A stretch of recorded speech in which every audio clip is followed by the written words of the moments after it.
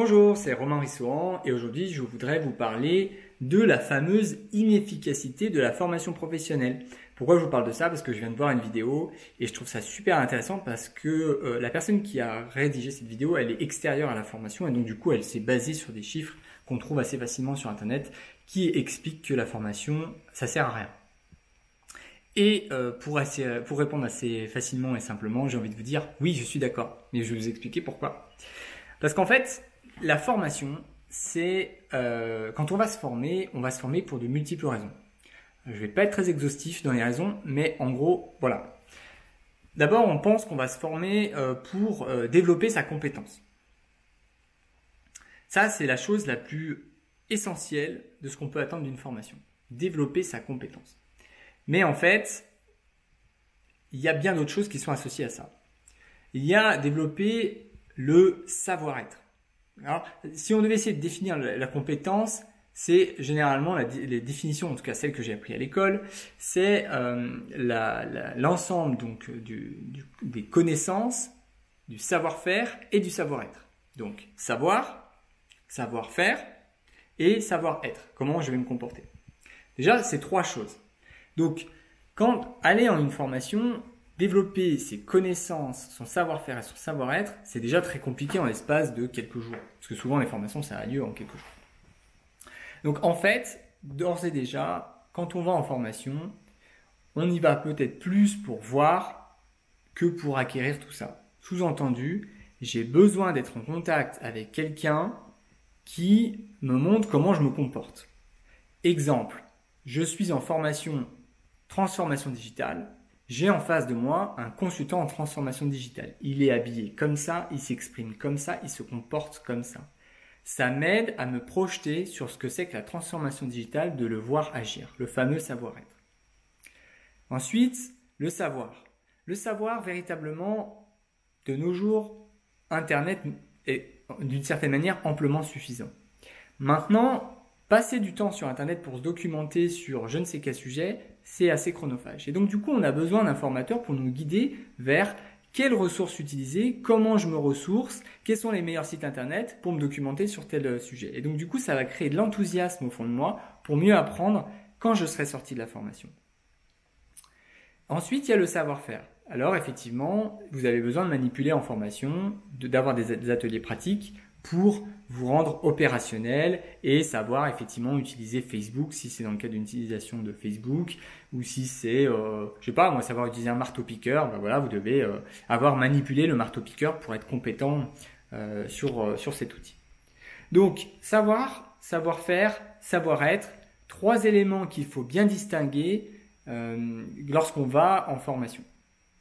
Et puis il y a d'autres choses. Alors je ne vais pas en faire l'apologie, mais on a par exemple l'idée de prendre du temps pour soi, de développer sa réflexion sur sa carrière.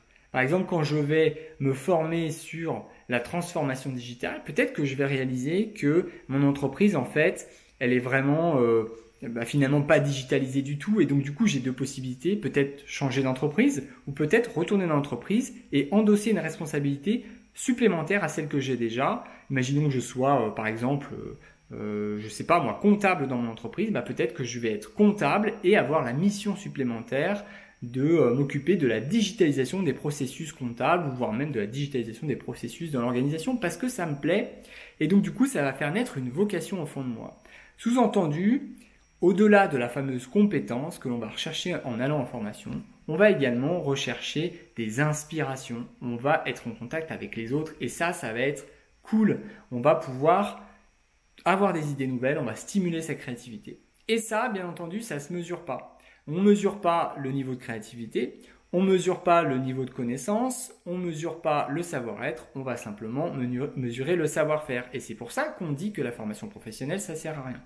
Et il y a plein d'autres raisons comme ça qui vont faire qu'on va dire que la formation professionnelle, ça ne sert à rien. Et si vous en tenez simplement à l'étude du savoir-faire, effectivement, vous avez raison, ça ne sert à rien. Et je vais en venir à ce dernier point, et après j'arrête cette vidéo. Comme on vit dans une époque où on décompose tout, où on veut tout décortiquer, c'est-à-dire que par exemple, on veut, allez je vais être dur tout de suite, on veut avoir des enfants sans parler de sexualité. On veut avoir un téléphone portable, mais indépendamment de la téléphonie. On veut pouvoir distinguer l'achat du téléphone de l'achat de la télécommunication. Bref, des éléments où on veut tout découper, on veut tout distinguer, on veut avoir des relations, on veut trouver un partenaire, mais on veut pas aller dans les bars et rencontrer des gens, on préfère les trouver sur une application mobile parce que c'est des choses, on préfère distinguer le fait de sortir en soirée et le fait de chercher un partenaire, c'est des choses qui sont très distinctes. Et bien voilà, c'est ce phénomène qui consiste à tout distinguer, tout séparer, tout de rendre les choses, chaque chose indépendante pour essayer de se rendre plus efficient dans cette démarche. Et bien dans cette démarche-là, si effectivement vous voulez augmenter votre niveau de connaissance, il faut aller sur des cours en ligne. Et si vous voulez augmenter votre savoir-faire, il faut aller en entreprise pour manipuler, etc., etc.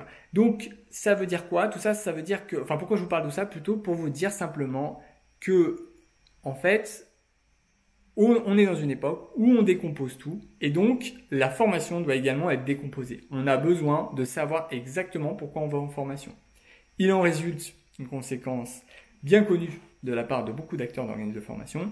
Il n'y a plus personne au même moment, au même lieu, dans les salles de formation sur les mêmes sujets. Pourquoi? Parce que il y en a un qui va vouloir être formé sur Facebook, il y en a un autre qui va vouloir être formé sur Twitter, il y en a un autre qui va être formé sur LinkedIn. Et chaque personne va demander un jour de formation, alors qu'avant, on arrivait à tous les réunir pendant 3 jours dans une seule et même salle de formation pour parler des réseaux sociaux en général. Et comme les gens veulent exactement des choses bien précises, et ben maintenant on n'arrive plus à les rassembler. Voilà. Et donc du coup, on va se retrouver dans des marchés qui sont très clairsemés, très dispersés, très hétérogènes, qu'on appelle maintenant donc la formation professionnelle, enfin qu'on appelle toujours la formation professionnelle, mais qui va être très morcelée, très divisée. Voilà. Donc, la formation professionnelle, oui, ça sert à rien si on considère uniquement que ça vous permet de développer votre savoir-faire. Voilà, à bientôt!